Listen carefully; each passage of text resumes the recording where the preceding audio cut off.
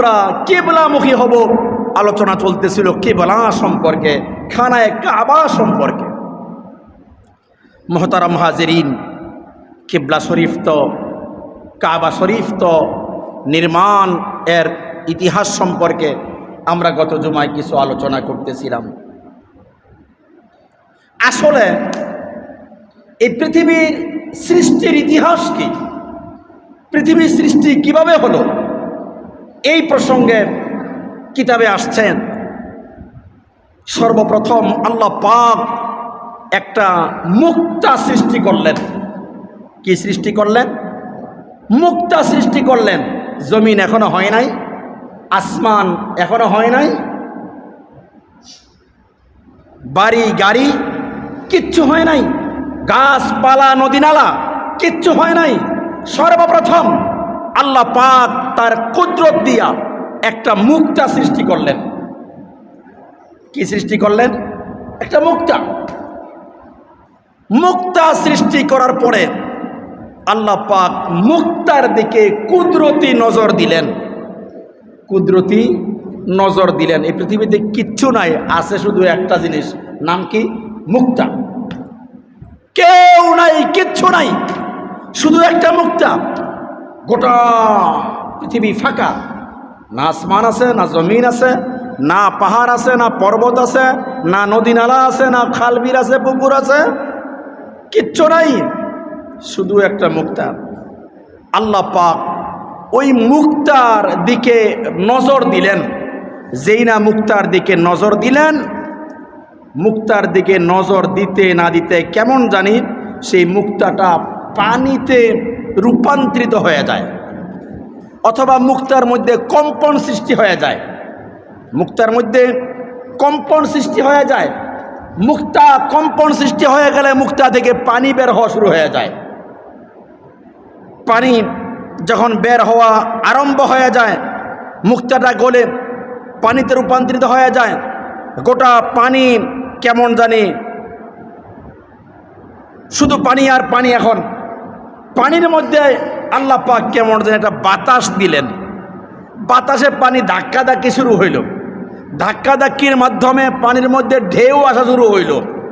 এই ঢেউ হইতে হইতে হইতে হইতে কিতাবে আসছে ফেনা তৈয়ার হয়ে গেল। ফেনা তৈয়ার হয়ে গেল। ওই ফেনা তৈয়ার হয়ে গেলেন, সেই ফেনাগুলো আস্তে আস্তে জমতে জমতে, পানি তো অনেক, ফেনা তো সীমিত আকারের। ওই যেখানে ফেনা জমতেছে ওই ফেনাগুলোই আস্তে আস্তে মাটিতে রূপ ধারণ করলো। মাটিতে রূপ ধারণ করে যেই যেই জায়গায় ফেনা হয়েছে ওই জায়গায় দ্বীপ হয়ে গেল, ওই জায়গায় আপনার মাটি বা জমিন হয়ে গেল।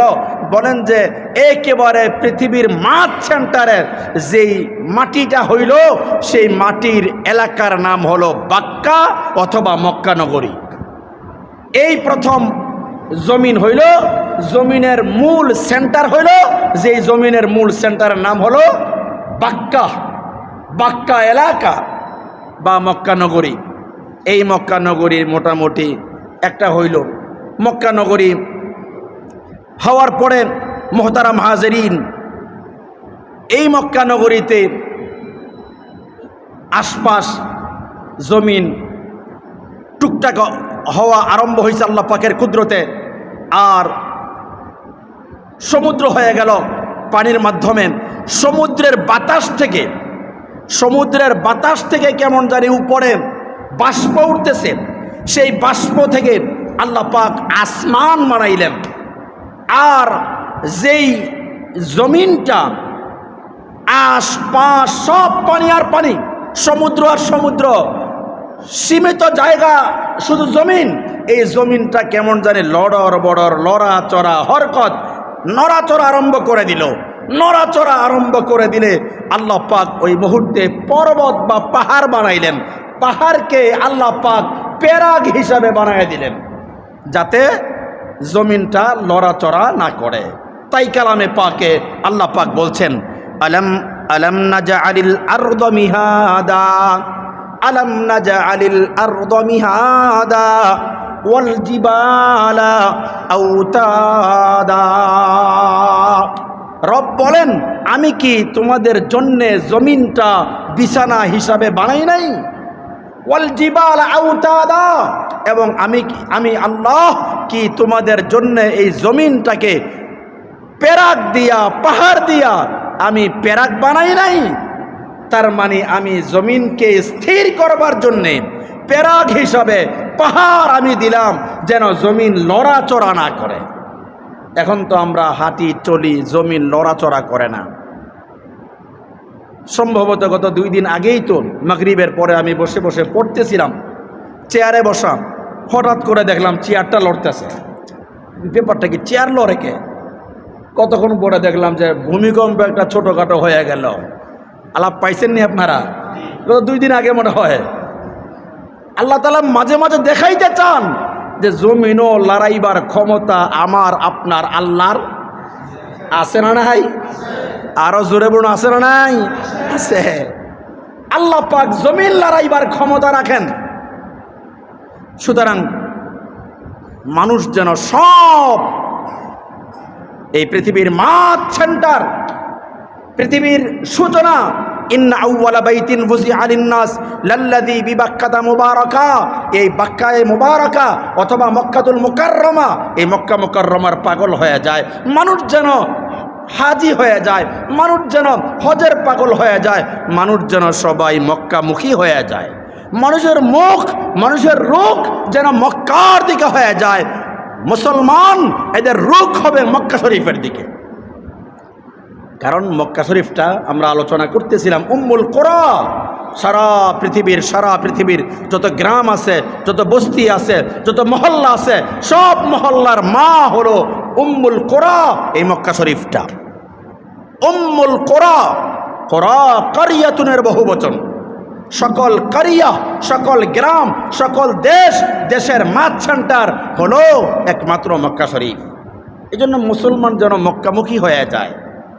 মক্কা শরীফের উত্তরে যারা আছে তারা দক্ষিণ দিকে ফিরে নামাজ পড়ে। যেমন মক্কা শরীফের উত্তরে হইল মদিনা শরীফ, মক্কা শরীফের উত্তরে হইল মদিনা শরীফ। মদিনা শরীফের মানুষ দক্ষিণ দিকে ফিরে নামাজ আদায় করে।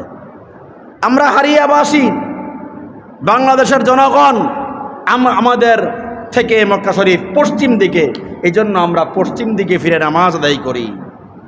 মক্কা শরীফের দক্ষিণে যারা আছে এরা উত্তর দিকে ফিরে নামাজ পড়ে। মক্কার যারা পূর্ব দিকে, আমরা মক্কার পূর্ব দিকে, আমরা পশ্চিম দিকে ফিরে নামাজ পড়ি। মক্কার যারা পশ্চিম দিকে, এরা পূর্ব দিকে ফিরে নামাজ পড়বে। তার মানে মক্কার আশেপাশে চারদিকে যে যেখানে আছে মুসলিম, তারা সবাই মক্কামুখী, সবাই মক্কার দিকে ফিরে ফিরে নামাজ আদায় করে। আর মক্কা শরীফের কাছে গেলে তো শুধু চারদিকে নামাজ না, আমি আপনাদেরকে বলছিলাম, আমি মক্কা শরীফে গিয়া আল্লাহর ফজলে, আল্লাহর রহমত শুকরিয়া তান বলছি যে মক্কা শরীফে গিয়া প্রায় 8 দিকে ফিরে নামাজ আদায় করছি। 8 দিকে। কেমনে? উত্তর দিকে ফিরে নামাজ পড়ছি, দক্ষিণ দিকে ফিরে নামাজ পড়ছি, পূর্ব দিকে ফিরে নামাজ পড়ছি, পশ্চিম দিকে ফিরে নামাজ পড়ছি, এবং 4 কোণায় আবার দাঁড়ায় দাঁড়ায়, কোণাকুণি দাঁড়ায় 4 কোণার দিকে মুখ করে এবার নামাজ আদায় করছি। সুবহানাল্লাহ বলেন। একবার মক্কার পূবে গেছি, আবার মক্কার পশ্চিমে গেছি, আবার মক্কার উত্তরে গেছি, আবার মক্কার দক্ষিণে গেছি, বাইতুল্লাহর উত্তরে, দক্ষিণে, পূবে, পশ্চিমে, আবার 4 কোণায় গেছি, গিয়া মোটামুটি 8 দিকে ফিরা মক্কা শরীফে নামাজ আদায় করছি। আল্লাহ যেন সবাইরে এই মঞ্জার দেখার তৌফিক দান করেন, সবাইকে বাইতুল্লাহর মেহমান বানায়া দেন, সবাইকে বাইতুল্লাহর পাগল বানায়া দেন। সবাই জোরে জোরে বলেন আমিন। আরো জোরে বলেন আমিন। মুহতারাম হাজিরিন, তো এই মক্কা শরীফটা মুসলমানদের প্রথম ঘর। এই মক্কা শরীফ নির্মাণ করার ব্যাপারে তারিখের কিতাবের মধ্যে আসছে। সর্বপ্রথম মক্কা শরীফ কে নির্মাণ করেন? উলামায়ে কেরাম বলেন মক্কা শরীফ সর্বপ্রথম নির্মাণ করেন ফেরেশতারা। মক্কা শরীফ সর্বপ্রথম নির্মাণ করেন ফেরেশতারা। ফেরেশতারা মক্কা শরীফ নির্মাণ করেছেন প্রথম নির্মাণ। দ্বিতীয় নির্মাণ করেছেন হজরতে আদম আলাইহিস সালাম, তিনি 2 নম্বরে মক্কা শরীফ নির্মাণ করছেন। 3 নম্বরে মক্কা শরীফ নির্মাণ করছেন হজরতে শীশ আলাইহিস সালাম, আদম আলাইহিস সালামের ছেলে হযরত শীস আলাইহিস সালাম।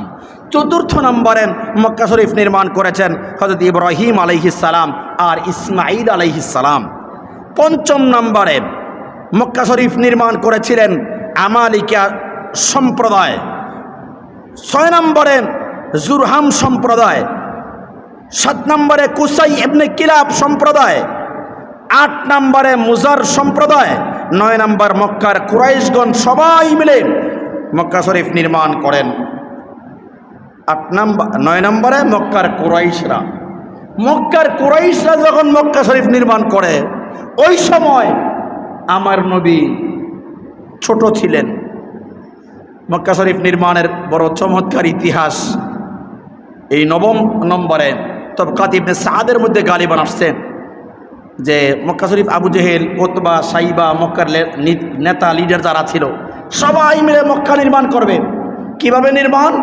মক্কা এটা পবিত্র ঘর, এই পবিত্র ঘর নির্মাণ করতে হলে মানুষের টাকা লাগবে পবিত্র, দেহ লাগবে পবিত্র, এরপরে কাপড় লাগবে পবিত্র। কয় আমরা যে কাপড় চোপড় পরছি এই কাপড় টাপড় না পাক, লও একটা কাজ করি। কয় কি কাজ? কয় মক্কা শরীফ নির্মাণ করতে হবে একেবারে না পাক কাপড় খুলে উলঙ্গ অবস্থায়।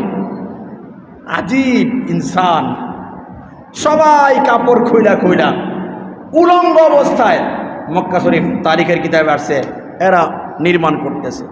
মুহাম্মদুর রাসূলুল্লাহকে ডাকা হলো যে তুমি তো আলামিন, তুমি তো সবার বিশ্বস্ত, তুমিও মক্কার ঘর নির্মাণ করতে সহযোগিতা করতে হবে বা তুমিও কাজ করবা। ঠিক আছে, আমিও অবশ্যই করব। কাপড় খুলতে হবে। তো মুহাম্মদুর রাসূলুল্লাহ দেখলেন সবাই কাপড় খুলছে, আমার আপনার নবী কাপড় কি খুলবেন কি খুলবেন না চিন্তায় পড়ে গেলেন। মানে কাপড় অবস্থায় মক্কা শরীফ নির্মাণ করা যাবে না। সম্ভবত শেখুল ইসলাম আল্লামা আহমদ শফি রহমতুল্লাহি আলাই 1993 বা 93 বা 92 সনে ঢাকা এক প্রোগ্রামে হজরত বলতেছিলেন এই ওয়াকিয়াটা, মুহাম্মদুর রাসূলুল্লাহ করবেন কি, জামা খুলবেন কি খুলবেন না। পরে তবকাত ইবনে সাদের হাওলা দিয়ে হজরত বলছিলেন যে মুহাম্মদুর রাসূলুল্লাহ লুঙ্গিটা মাত্র খুলতে যাবেন, লুঙ্গিটা মাত্র খুলতে যাবেন, উলঙ্গ হবেন, এমন সময় অজ্ঞান হয়ে গেলেন। যেই না অজ্ঞান হয়ে গেলেন মুহাম্মদুর রাসূলুল্লাহকে এক সাইডে রাখা হইল। এরা কাজ করলো, কাজ শেষ, আবার মুহাম্মদুর রাসূলুল্লাহর জ্ঞান ফিরে আসলো। সুবহানাল্লাহ বলেন। আল্লাহ তাআলার ইচ্ছা হইল মুহাম্মদুর রাসূলুল্লাহকে আল্লাহ পাক উলঙ্গ করে জাতির সামনে এই ফরজ তরক আল্লাহ পাক তার নবীকে করাবেন না। নবী এখনো নবী হন নাই, নবী ছোট। নবী আলাইহিস সালামকে দিয়া আল্লাহ পাক এই গুনাহটাও করার নাই। ওই সময় তো নবীই না, ইসলাম এখনো আসে নাই। কবিরা গুনাহ সগীরা গুনাহ কয় না, যদিও ইসলাম ধর্ম আসে নাই, যদিও বিধান আসে নাই, এরপরও আল্লাহ পাক এইভাবে মাহফুজ রাখছেন। এই জন্য বলে আল আম্বিয়া ক্বাবলান নবুওয়াতি মাসুবুন ওয়া বা'দান নবুওয়াতি আইজা। কয় সমস্ত নবীরা নবী হওয়ার আগেও নিষ্পাপ, নবী হওয়ার পরেও নিষ্পাপ। এটা আহলে সুন্নাত ওয়াল জামাতের আকীদা। নবী হওয়ার আগেও নিষ্পাপ, নবী হওয়ার পরেও নিষ্পাপ। নবীকে লুঙ্গি খুলতে হলো না। বাহারহাল এই 9ম বার হলো মক্কার কুরাইশরা আমার নবীর ইন্তেকালের পরে 10 নম্বর 64 হিজরিতে হযরত আব্দুল্লাহ ইবনে জুবায়ের ওনার নেতৃত্বে আবার কাবা শরীফ নির্মাণ হয়। 11 নম্বরে 74 হিজরিতে হাজ্জাজ ইবনে ইউসুফ তার নেতৃত্বে কাবা শরীফ নির্মাণ হয়। 1040 হিজরিতে 12তম বার উসমানিয়া খলিফা তুরস্কের বাদশাহ তিনি এই মক্কা শরীফের নির্মাণ কাজ করেন। 13 নম্বর 1417 হিজরি মোতাবেক 1995 সনে বাদশাহ ফাহাদ বিন আব্দুল আজিজ কাবা শরীফ নির্মাণ করেন। বাদশাহ ফাহাদ বিন আব্দুল আজিজ, বর্তমানে সেই ফাহাদ বিন আব্দুল আজিজের বানানো কাবা শরীফে আমরা যাই দেখি, আর সেই কাবা শরীফে ঢুকতেই বাবুল মালিক ফাহাদ এরকম গেটের নাম আছে বাবুল মালিক ফাহাদ, তার মানে বাদশাহ ফাহাদের গেট। সম্ভবত ৭৯ নম্বর গেট সেই গেটের নাম হলো বাবুল মালিক ফাহাদ, বিশাল বড় গেট। সেই গেটের নাম হলো বাদশাহ ফাহাদ নামক গেট, মানে এই গেট দিয়ে ঢোকে। কথা কি বুঝাইতে পারলাম? আর এখন অতিরিক্ত কিছু এজাফা হইতেছে, কিছু বাড়াবাড়ি হইতেছে, মানে বাহিরদের সংযোজন হইতেছে, আরও সংযোগ হইতেছে। এগুলা বিভিন্ন সময় বিভিন্ন যারা বাদশাহ হন ওনারা এগুলা করতেছেন। বাকি এই পর্যন্ত মক্কা শরীফ প্রায় 13 বার, মূল মক্কা শরীফ নির্মাণ হয়েছে 13 বার। খোলাসা তর্জমা হলো মক্কা শরীফের আসলে মূল বিষয় হলো মানুষ যেন সবাই মক্কামুখী হয়ে যায়। এটাই বলার মাকসাদ। আল্লাহ তাআলা চান মানুষ যেন মক্কামুখী হয়ে যায়, মানুষ যেন ফালইয়াবুদু রব্ব হাদাল বাইত, মানুষ যেন এই ঘরের রবের ইবাদত করে, এই ঘরের রবের ইবাদত করে, ঘরের রবের ইবাদত যেন মানুষ করে। রোজার মাধ্যমে কি হয়? কয় রোজার মাধ্যমে মানুষ আল্লাহর মুত্তাকি হয়। রোজা কোথায় হয়? কয় যে ব্যক্তি রোজাটা গ্রামে রাখলো তার রোজা আদায় হয়ে গেল, মদিনায় রাখলো আদায় হয়ে গেল। কয় রোজা যদি রমজানে যদি কেউ মক্কা শরীফে আইসা, এই মক্কা শরীফে আইসা রমজানে রোজা রাখে, কয় সে যেন আমার সাথে হজ করলো। রোজাও ইবাদত, এই ইবাদতটাও যেন মক্কা শরীফে হয়, এটা আমার নবীর মানসা ছিল। আল্লাহর মানসা হলো রোজাও যেন মক্কা শরীফে হয়, রোজাও যেন মসজিদের মধ্যে হয়, রোজাও যেন মক্কার এলাকায় হয়।